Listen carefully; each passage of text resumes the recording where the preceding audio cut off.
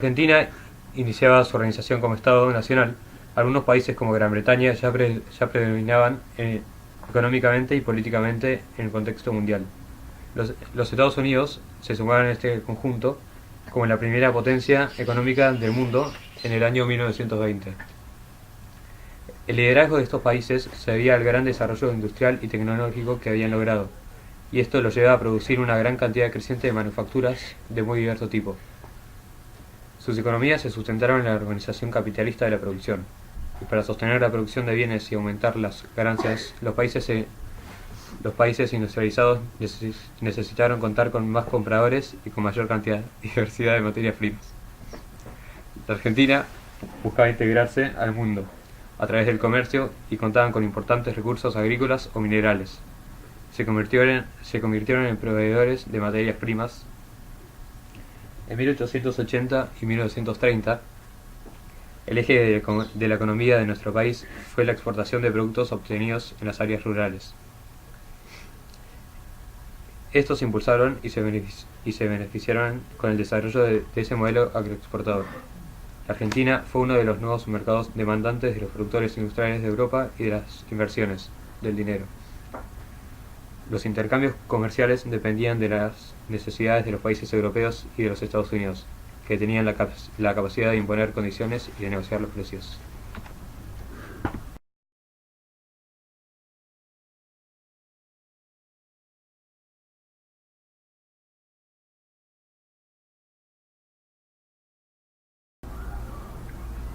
El crecimiento económico de los Estados Unidos provocó un gran optimismo en los estadounidenses. También muchos invirtieron dinero en la compra y venta de acciones para obtener ganancias rápidas. Debido a eso y la falta de oferta y demanda de los productos en las empresas, en 1929 se desencadenó una crisis económica mundial que culminó con el cierre de empresas y bancos. En este contexto, las exportaciones de la Argentina se redujeron y disminuyó la inversión e importación de productos europeos y de los Estados Unidos. Para evitar la caída de actividades productivas en la Argentina, el Estado promovió la fabricación de bienes que hasta entonces debían ser importados.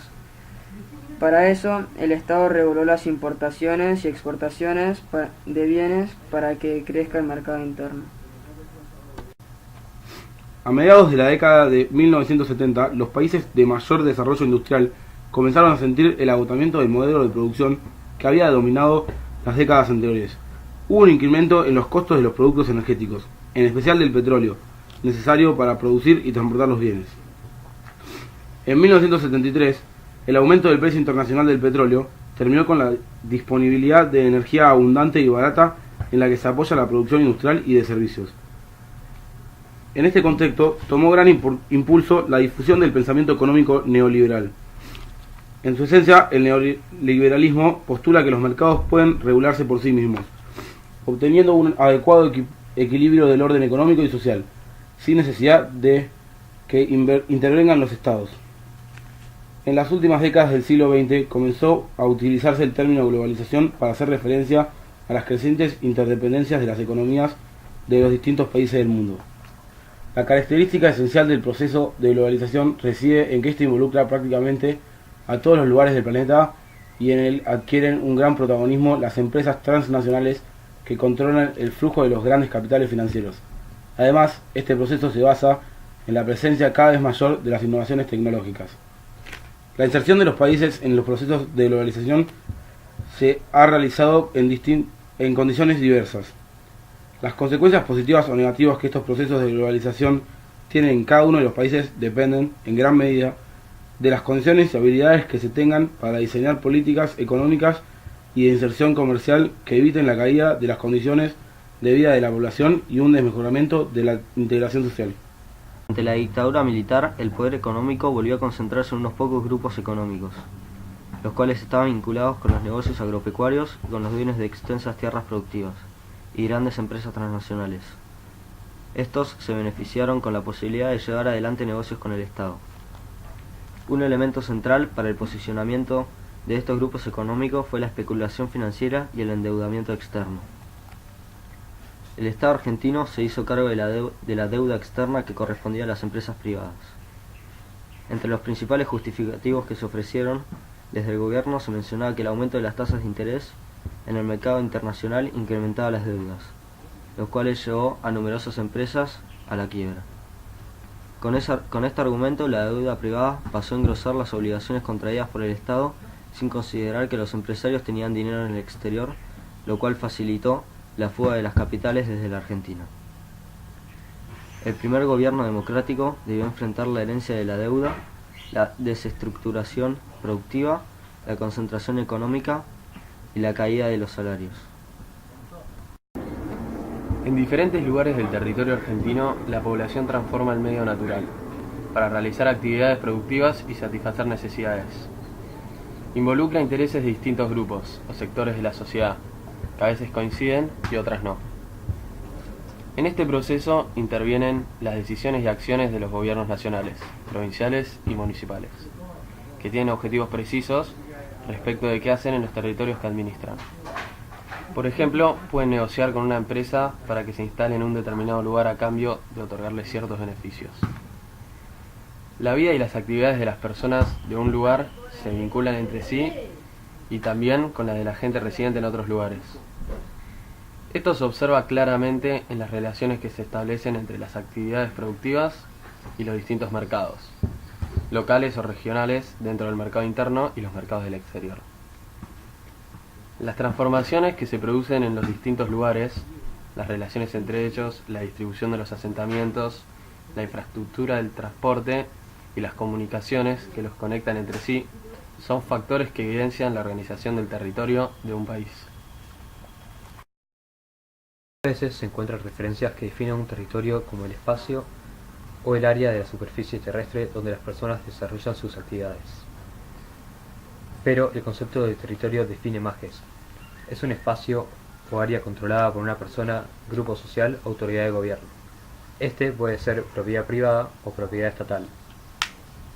Por otra parte, un espacio público es el que puede ser utilizado por toda la población para realizar una variedad de actividades. Las distintas autoridades de gobierno tienen capacidad de tomar decisiones sobre un determinado territorio, es decir, que tienen jurisdicción. Pero como ya vimos, un territorio no solo es controlado por el poder político. Una persona también puede pretender el dominio de un espacio, es decir, ejercer territorialidad. Los sujetos, el Estado, una empresa, una comunidad de pueblos originarios, una persona o un grupo social puede aspirar a dominar o transformar un territorio. Una acción, territorializar. Esto ocurre cuando las personas controlan y se apropian de una porción de la superficie terrestre. Por último, los territorios y territorialidad de superpuestos. La variedad de territorios que se forman continuamente tienen diferentes escalas y se superponen. Por ejemplo, el lugar donde se instala una empresa es parte de un territorio municipal. Esta, a su vez, es parte de una provincia que además forma parte del territorio nacional. En la Revolución de mayo de 1810 se desarticuló el virreinato del Río de la Plata, por lo que se inició una etapa en la que el poder público se dispersó en distintos territorios. Durante varias décadas no se logró establecer un Estado nacional de derecho, porque surgieron poderes políticos y económicos con distintos proyectos en punta. Habían diferentes territorios bajo autoridades de caudillos que no aceptaban someterse a las autoridades centrales. No se logró sancionar una constitución y no había una población que se identificara como argentina. Pero qué carajo te reíste. Siempre me pide lo mismo. Listo, preparado. Un circuito productivo es la combinación de distintas actividades que son necesarias para realizar un bien determinado.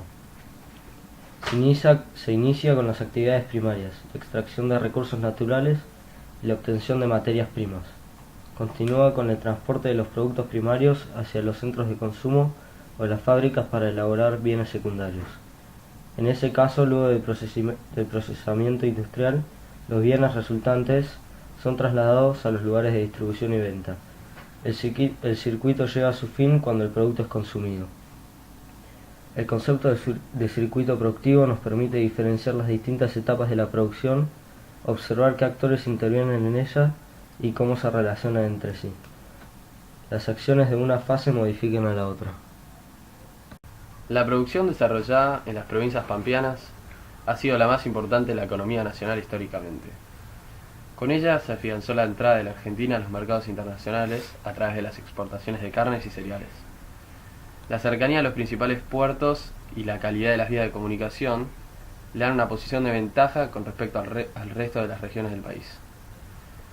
Dentro de la producción que se desarrolla en esta región se destacan la lechera, las basadas en trigo y en el girasol, maíz y soja, para la elaboración de aceites.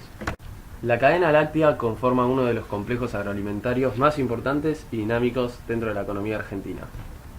En 2004 la Argentina ocupó el 11º lugar entre los países exportadores de productos lácteos, con alrededor del 2,6% del total mundial.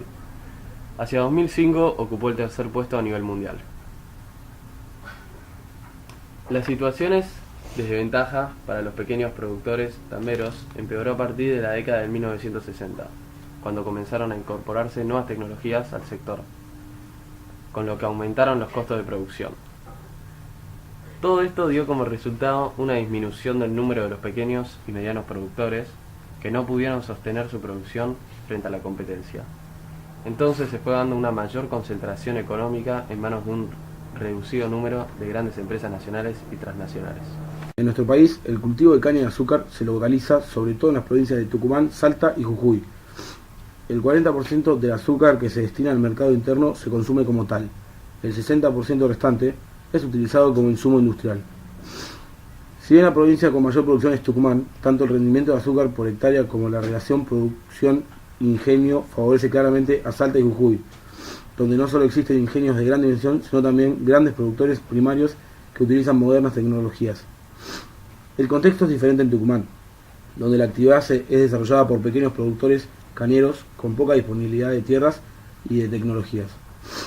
Su posición dentro del circuito productivo hizo que la relación con los ingenios siempre fuera difícil, dada que estos últimos son unas pocas grandes empresas que tienen considerable capacidad de negociación sobre el precio y la cantidad de cañas que compran. Esta situación ha generado numerosas crisis para el sector de los pequeños cañeros,